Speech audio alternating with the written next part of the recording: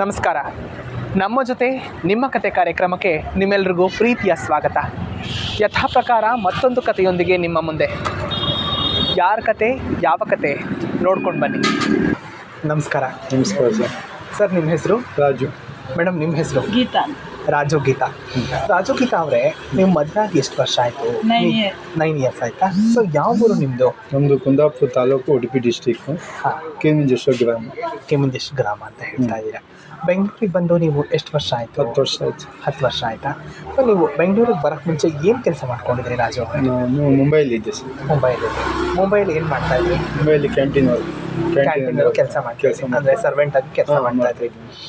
ಅಲ್ಲಿ ಎಷ್ಟು ವರ್ಷ ಇದ್ರಿ ಮುಂಬೈಲಿ? 15 ವರ್ಷ ಇದ್ದೆ. 15 ವರ್ಷ ಒಂದು ಕಡೆ ನೀವು ಸರ್ವೆಂಟ್ ಆಗಿ ಕೆಲಸ ಮಾಡ್ತಾಯಿದ್ವಿ. ಆಮೇಲೆ ಹೆಂಗೆ ನಿಮ್ಮ ಮದುವೆ ಆದಮೇಲೆ ಬೆಂಗಳೂರಿಗೆ ಬರಬೇಕು. ದುಬೈಯಿಂದ ಬಂದು ಮುಂಬೈಯಿಂದ ಬಂದು ಮದುವೆ ಮಾಡ್ಕೊಂಡ್ರಿ. ಮದುವೆ ಆಗಿ ಎಷ್ಟು ವರ್ಷ ಆಯಿತು ಅಂತ? ಮದುವೆ ಆಗಿ 9 ವರ್ಷ. 9 ವರ್ಷ ಆಯಿತು. ಸೊ ನಿಮ್ಮದು ಲವ್ ಮ್ಯಾರೇಜಾ ಅರೇಂಜ್ ಮ್ಯಾರೇಜಾ ಹೇಳ್ಕೊಬೋದಾ ನೀವು? ಹೇಳಿ.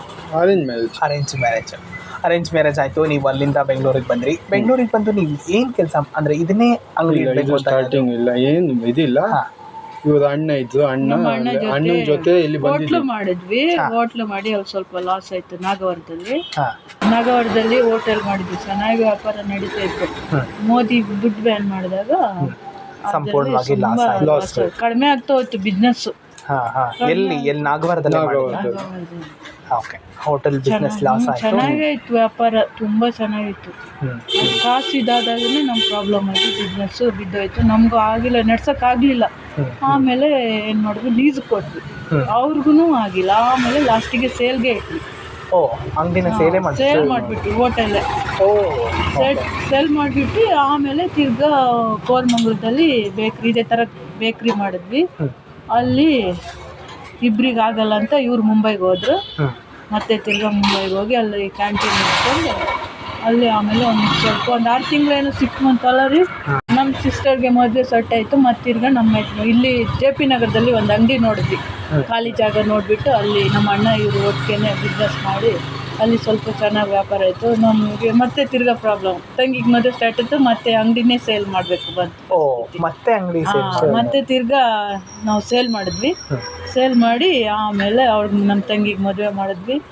ಇವ್ರು ತಿರ್ಗಾ ಮತ್ತೆ ಊರಲ್ಲೇ ಇದ್ವಿ ನಾವು. ಊರಲ್ಲೇ ಸ್ವಲ್ಪ ಟೈಮ್ ಊರಲ್ಲಿ ಇದ್ಬಿಟ್ಟು ಆಮೇಲೆ ನಮ್ಮ ಅಣ್ಣ ಇಲ್ಲಿ ಅಂಗಡಿ ನೋಡಿ ಆಮೇಲೆ ಇಲ್ಲಿ ಗಾಂಧಿ ಬಜಾರಲ್ಲಿ ಅಂಗಡಿ ನೋಡಿ ಆಮೇಲೆ ತಿರ್ಗಾ ನಾವಿಲ್ಲಿ ಸೆಟ್ ಆಗಿದ್ವಿ. ಮಾಡಬಹುದು ಅಂತ ಅವರು ನಿಮಗೆ ಒಂದು ಸಜೆಸ್ಟ್ ಮಾಡ್ತಾರೆ. ಅವರು ನಮ್ಮ ಜೊತೆ ಇದ್ರು. ಒಂದೇ 3 ಮಂತ್ ಏನೋ ಇದ್ದಿದ್ರು ನಮ್ಮ ಜೊತೆ. 3 ಮಂತ್ 4 ಮಂತ್ ಇದ್ರು. ಆಮೇಲೆ ಒಬ್ಬರಿಗೆ ಆಗಲ್ಲ ಅಂತ ನಮ್ಮ ಅಣ್ಣ ನಮ್ಮ ಯಜಮಾನ್ರಿಗೆ ಬಿಟ್ಕೊಟ್ಟು ಅವರು ಮತ್ತೆ ಊರಿಂದ ಬಂದು ಇವರು ನಿಮ್ಮ ಯಜಮಾನ್ರು ಊರಿಂದ ಬಂದು ನಿಮ್ಮ ಅಣ್ಣ ಸಜೆಸ್ಟ್ ಮಾಡಿರೋ ಕಡೆ ಅಂಗಡಿ ಹಾಕೊಂಡು ಇವಾಗ ವ್ಯಾಪಾರ ಮಾಡ್ತಾ ಇದ್ರು. ಒಟ್ಟಿಗೆ ಇದ್ದಿದ್ವಿ. ಆಮೇಲೆ ಭಾವನೆ ಚೆನ್ನಾಗಿರ್ಲಿ ಅಂತ ಅವರೇ ಸಪ್ರೇಟ್ ಆಗಿ ಹೋದ್ರು. ನಮ್ಗೆ ಇದು ಬಿಟ್ಬಿಟ್ಟು ನಾವು ಮಾಡ್ಕೊಂಡು ಒಳ್ಳೇದಾಯ್ತು. 9-8 ವರ್ಷ 7 ವರ್ಷ ಆಯ್ತು ಸರ್. ಇಲ್ಲಿಗೆ ಬಂದು 7 ವರ್ಷ. 7 ವರ್ಷ ಆಗುತ್ತೆ. ಪರವಾಗಿಲ್ವಾ? ಬಿಸ್ನೆಸ್ ಎಲ್ಲ ಚೆನ್ನಾಗಿ ಆಗ್ತಾ ಇದೆಯಾ? ಪರವಾಗಿಲ್ಲ ಸರ್. ದೇವ್ರ ಮಟ್ಟಿಗೆ ಚೆನ್ನಾಗಿ ಇಟ್ಟಿದ್ದಾನೆ. ಇನ್ನು ಮುಂದೆ ದೇವ್ರ ಮೇಲೆ ಭಾರ ಅಷ್ಟೇ. ಒಳ್ಳೇದಾಗತ್ತೆ. ಎಷ್ಟೋ ಕಷ್ಟಗಳನ್ನ ನೋಡಿದೀರಾ, ಅಂಗಡಿಗಳನ್ನ ಸೇಲೆ ಮಾಡ್ಬಿಟ್ಟಿದ್ದೀರಾ ಅಂತ ಹೇಳ್ತಾ ಇದ್ದೀರಾ. ಅದರಲ್ಲಿ ನಮ್ಮ ಅಣ್ಣ ನಾವು ತುಂಬಾ ಕಷ್ಟ ಬಿಟ್ಟು ಮೇಲೆ ಬಂದಿದ್ದೀವಿ. ಒಳ್ಳೇದ ಅಂದ್ರೆ ನೀವು ಹೇಳ್ತಾ ಇದ್ರಲ್ಲೇ ಗೊತ್ತಾಗ್ತದೆ. ಸರ್ ನೀವು ಹೇಳೋದಾದ್ರೆ, ನೀವು ಅಂಗಡಿಯನ್ನ ಬಂದು ಇವ್ರ ಅಣ್ಣ ವಹಿಸ್ಕೊಡ್ತಾರೆ, ಅಂಗಡಿನ ನಡೆಸ್ಕೊಂಡು ಹೋಗ್ತೀರಾ. ಏನೆಲ್ಲ ಒಂದಷ್ಟು ನಿಮಗೇನಾದ್ರು ಅಲ್ಲೆಲ್ಲ ಅಂಗಡಿಗಳನ್ನ ಸೇಲ್ ಮಾಡಿರ್ತೀರಾ? ಅಂದ್ರೆ ಆವಾಗ ತುಂಬಾ ಸಮಸ್ಯೆ ಆಗಿತ್ತು ನಮ್ಗೆ. ಅಂದ್ರೆ ಎಲ್ಲೂ ಸೆಟ್ ಆಗಿಲ್ಲ ನಮ್ಗೆ. ಇಲ್ಲಿ ಬೆಂಗಳೂರಿಗೆ ಬಂದಾಗ ಹಂಗೆ ತಲೆಯೆಲ್ಲ ಕೆಟ್ಟೋಗಿದೆ. ಊರಲ್ಲಿ ಇದ್ದೆ ನಾನು.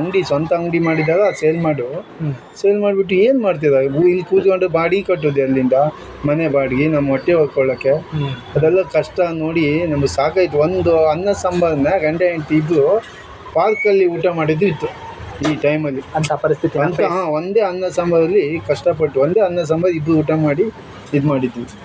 ಒಂದು ತಟ್ಟೆಯಲ್ಲಿ ಇಬ್ಬರು ಶೇರ್ ಮಾಡ್ಕೊಂಡು ತಿಂತಾ ಇದ್ದೀವಿ. ಆ ಪರಿಸ್ಥಿತಿ ಬಂದಿತ್ತು ನಮಗೆ ಆ ಟೈಮಲ್ಲಿ. ಒಂದು ಏನು ದುಡಿಮೆ ಇಲ್ಲ ಸರ್. ಒಂದು 2-3 ತಿಂಗಳು ನಮಗೆ ಭಾಳ ಕಷ್ಟದಿಂದ ಇದ್ದೀನಿ. ಎಲ್ಲೂ ನಮಗೆ ಬಿಸ್ನೆಸ್ ಕೈಗೆ ಹತ್ತಿಲ್ಲ. ಲಾಸ್ ಮೇಲೆ ಲಾಸು. ನಿಮಗೆ ನಿಮ್ಮ ತಂದೆಗೆ ಎಷ್ಟು ಜನ ಮಕ್ಕಳು? ಅವ್ರೇನಾದರೂ ಸಪೋರ್ಟಿಗಿದ್ರಾ? ಇಲ್ಲ ಸರ್, ಅವ್ರೇನು ಸಪೋರ್ಟ್ ಏನಿಲ್ಲ. 4 ಜನ ನಾವು ಅಣ್ಣ ತಮ್ಮ. ಅಂದರೆ 3 ಜನ ಅಣ್ಣ ತಮ್ಮ, ಒಂದು ಸಿಸ್ಟರು. ಅದು ನಮ್ಮ ತಮ್ಮ ಮುಂಬೈಯಲ್ಲಿ ಇದ್ದಾಗ ನಮ್ಗೆ ಹೆಲ್ಪ್ ಮಾಡಿದ್ದಾನೆ. ನಮ್ಗೆ ಅಂಗಡಿ ಮಾಡುವಾಗ ಅಲ್ಲಿ ನಾವು ಹೋಟ್ಲು ಮಾಡುವಾಗ 2 ಲಕ್ಷ ರೂಪಾಯಿ ಕೊಟ್ಟಿದ್ದ. ಹೋಟ್ಲು ಬಿಸ್ನೆಸ್ ಮಾಡೋಕ್ಕೆ 2 ಲಕ್ಷ ಕೊಟ್ಟಿದ್ದು. ಆಮೇಲೆ ರಿಟರ್ನ್ ಮಾಡಿದು ಸಾಲ ರೂಪಾಯಲ್ಲಿ ಒಟ್ಟು ಕೊಟ್ಟಿದ್ದೆ, ಹೆಲ್ಪ್ ಮಾಡಿದ್ದಾನೆ. ನಮ್ಮ ತಮ್ಮ ಇಬ್ಬರು ಒಳ್ಳೆ ಹೆಲ್ಪ್ ಮಾಡಿದ್ದಾರೆ. ಇವಾಗಲೂ ಸಹ ಹೆಲ್ಪ್ ಮಾಡ್ತಾ ಇದ್ದಾರೆ, ಹಂಗೇನಿಲ್ಲ, ಸಮಸ್ಯೆ ಇಲ್ಲ. ಏನು ಮಾಡ್ತಿದ್ದೆ ಅಂದ್ರೆ ಮನೆಯಲ್ಲಿ ಒಂದಷ್ಟು ಸಮಸ್ಯೆ ಇರುತ್ತೆ. ನಮ್ಮ ತಂದೆ ಅಷ್ಟೊಂದು ಇದಿಲ್ಲ, ಸ್ವಲ್ಪ ಡ್ರಿಂಕ್, ಜವಾಬ್ದಾರಿ ಇಲ್ಲ ಅವ್ರದೇ ಅವ್ರ ಬದುಕು. ಹಂಗಾಗಿ ನಾನೇ ದೊಡ್ಡವನು. ಏನಾಗಿದೆ ಅಂದ್ರೆ ನಾನು ಸ್ಟಾರ್ಟಿಂಗ್ 6ನೇ ಕ್ಲಾಸ್ 7ನೇ ಕ್ಲಾಸ್ ಓದ್ಬಿಟ್ಟು ಸೀದಾ ಗದಗಕ್ಕೆ ಹೋಗಿದ್ದೆ ಕೆಲ್ಸಕ್ಕೆ ಹೋಗ್ಬಿಟ್ಟು ಅಲ್ಲಿ ಒಂದು 2 ವರ್ಷ ಗದಗಿನಲ್ಲಿ ಹೋಟ್ಲಲ್ಲಿ ಕೆಲಸ ಮಾಡಿದ್ದೆ. ದಿನ 600 ರೂಪಾಯಿ ತಿಂಗಳಿಗೆ 600 ರೂಪಾಯಿ ಸಂಬಳ. ಅದನ್ನು ತೊಗೊಂಡ್ಬಿಟ್ಟು ಒಂದು 2 ವರ್ಷ ಮಾಡಿದ್ದೆ. ಆಮೇಲೆ ನಮ್ಮ ಮಾವ ಮುಂಬೈ ಕರ್ಸ್ಕೊಂಡ್ಬಿಟ್ಟು ಮುಂಬೈಯಲ್ಲಿ ಇನ್ಕಮ್ ಟ್ಯಾಕ್ಸ್ ಕ್ಯಾಂಟೀನಲ್ಲಿ ವರ್ಕ್ ಮಾಡ್ತಾಯಿದ್ದೆ. ಅಲ್ಲಿ ಸ್ಕೂಲು ಕಾಲೇಜೆಲ್ಲ ಹೋಗಿದ್ದೆ, ಕೆಲಸ ಮಾಡಿಕೊಂಡು ಎಜುಕೇಶನ್ ಕಂಪ್ಲೀಟ್ ಮಾಡಿದ್ದೀರಾ. ಏನು ಓದಿದ್ದೀರಾ ನೀವು? 12 ಸೆಕೆಂಡ್ ಪಿ ಯು ಓದಿದ್ದೀನಿ ನೈಟಲ್ಲೇ. Okay, evening college evening college ಹೋಗ್ಬಿಟ್ಟು ಆಮೇಲೆ ಮತ್ತೆ ಪುನಃ ಹೆಲ್ತ್ ಪ್ರಾಬ್ಲಮ್ ಆಯಿತು. ಹೆಲ್ತ್ ಪ್ರಾಬ್ಲಮ್ ಆದಮೇಲೆ ಬೆಂಗಳೂರು ಬರಬೇಕಾಯ್ತು. ಇವಾಗ ನೀವು ಬಂದು ಬೆಂಗಳೂರಿಗೆ ಸೆಟ್ಲ್ ಆಗಿದ್ದೀರಾ. ಹೌದು. ಬಾಡಿಗೆ ಮನೆ ಅಂತ ಏನೋ ಒಂದು ಮನೆ ಅಂತ ಮಾಡ್ಕೊಂಡು ಅಂಗಡಿನ ನಡೆಸ್ಕೊಂಡು ಹೋಗ್ತಾ ಇದ್ದೀರಾ. ದೇವರು ಅಂದ್ರೆ ಒಂದಷ್ಟು ಪರೀಕ್ಷೆಗಳನ್ನ ಮಾಡಿದಾನೆ ನಿಮ್ಮ ಬದುಕಲ್ಲಿ. ಸೊ ಹೆಂಡತಿ ಗಂಡ ಇಬ್ರು ಅನ್ಯೂನ್ಯವಾಗಿ ಮನೆ ವ್ಯವಹಾರ ಆಗಿರ್ಬಹುದು, ಅಂಗಡಿಯ ವ್ಯವಹಾರ ಆಗಿರ್ಬಹುದು, ಚೆನ್ನಾಗಿ ತೂಗಿಸ್ಕೊಂಡು ನಡೆಸ್ಕೊಂಡು ಹೋಗ್ತಾ ಇದ್ದೀರಾ. ಸೊ ನಿಮ್ಮಿಬ್ಬರ ಒಂದು ಒಡನಾಟ, ನಿಮ್ಗೆ ಇವ್ರ ಸಪೋರ್ಟು, ಇವ್ರಿಗೆ ನೀವು ಸಪೋರ್ಟು. ಸೊ ಎಲ್ಲವನ್ನು ನಾವು ನೋಡಿದೀವಿ. ಸೊ ಈಗ ವೀಕ್ಷಕರು ಅದನ್ನ ನೋಡ್ತಾರೆ. ಸೊ ಈಗ ಹೆಂಡತಿಯ ಸಪೋರ್ಟ್ ಹೇಳೋದಾದ್ರೆ? ಅಲ್ಲ ಸರ್, ಅವ್ರದ್ದು ಅರ್ಧ ಅಂದ್ರೆ 70% ಅವ್ರಿಂದ ಹೆಲ್ಪಿಂದಾನೆ ನಾವು ಈ ಥರ ಇದ್ದೀನಿ ಅಂತ ಹೇಳ್ಬೋದು. ಫುಲ್ ಹೆಲ್ಪ್ ಮಾಡ್ತಾರೆ ಸರ್ ನಮಗೆ. ಅವ್ರಿಂದ ಮನೆ ನೋಡ್ಕೊಂಡು ನನಗೆ ರೆಸ್ಟ್ ಬಿಟ್ಕೊಂಡು ಇಲ್ಲಿ ಬಂದು ಕೆಲಸ ಮಾಡಿ ರಾತ್ರಿ 11 ಗಂಟೆವರೆಗೂ ನಮ್ಮ ಒಟ್ಟಿಗೆ ಇದ್ದು ಒಟ್ಟಿಗೆ ಗಂಡ ಹೆಂಡತಿ ಹೋಗ್ತಿದ್ವಿ ಮನೆಗೆ. ಅಡುಗೆ ಎಲ್ಲ ಮಾಡಿಬಿಟ್ಟು ಒಟ್ಟಿಗೆಲ್ಲ ಕಷ್ಟಪಟ್ಟು ಇದು ಮಾಡ್ತಿದ್ವಿ ಸರ್. ಒಟ್ಟು ಅನ್ಯೂನ್ಯವಾಗಿ ಇದ್ದೀವಿ. ಮೇಡಮ್, ನಿಮಗೆ ನಿಮ್ಮ ಯಜಮಾನ್ರ ಬಗ್ಗೆ ಏನನ್ನ ಹೇಳಕ್ಕೆ ಇಷ್ಟಪಡ್ತೀರಾ? ತುಂಬ ಒಳ್ಳೆಯವ್ರು ಸಿಕ್ಕಿದ್ದಾರೆ, ಚೆನ್ನಾಗಿ ನೋಡ್ಕೋತಾರೆ. ತುಂಬ ನನಗೇನು ಅವರಿಂದ ಏನು ಪ್ರಾಬ್ಲಮ್ ಆಗಿಲ್ಲ, ಅನ್ಯೂನ್ಯವಾಗಿ ಹೋಗ್ತಾ ಇದ್ದೀರಾ. ತುಂಬ ಅನ್ಯೂನ್ಯವಾಗಿದ್ದೀವಿ, ಚೆನ್ನಾಗಿ ನೋಡ್ಕೋತಾ ಇದ್ದಾರೆ. ನಮ್ಮ ತಾಯಿ ಇಲ್ಲ ಅಂದ್ರೆ ಇನ್ನೂ ಚೆನ್ನಾಗಿ ತುಂಬಾ ಪ್ರೀತಿ ತೋರಿಸ್ತಾ ಇದ್ದಾರೆ ಇವಾಗ ತಾಯಿ ಹೋದಾದ್ಮೇಲೆ. ಹೌದಾ? ಆಗಲಿ, ನಿಮ್ಮಿಬ್ಬರ ಸಂಸಾರ ಹೀಗೆ ಚೆನ್ನಾಗಿರಲಿ.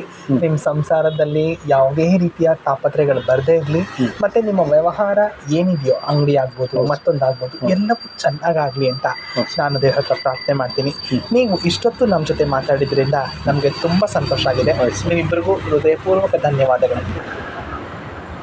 ನೋಡಿದ್ರಲ್ಲ, ರಾಜು ಮತ್ತು ಗೀತಾ ಅವರ ಜೀವನದಲ್ಲಿ ನಡೆದಂತಹ ಒಂದಷ್ಟು ಕಹಿ ಘಟನೆ ಆಗಬಹುದು ಅಥವಾ ಒಂದಷ್ಟು ಒಳ್ಳೆಯ ಘಟನೆಗಳನ್ನಾಗ್ಬೋದು, ಎಲ್ಲವನ್ನು ನಿಮಗೆ ಹೇಳಿದ್ದಾರೆ. ಸೊ ನೀವು ಅದನ್ನು ನೋಡಿದ್ದೀರಾ. ಕೆಲವೊಂದು ವಿಚಾರಗಳನ್ನ ಅವರು ಯಾವ ರೀತಿ ಫೇಸ್ ಮಾಡಿದ್ದಾರೆ, ಏನೆಲ್ಲ ಪ್ರಾಬ್ಲಮ್ ಆಯಿತು, ಎಲ್ಲರ ಜೀವನದಲ್ಲೂ ಈ ಒಂದು ಪ್ರಾಬ್ಲಮ್ ಆಗ್ತಾ ಇರುತ್ತೆ.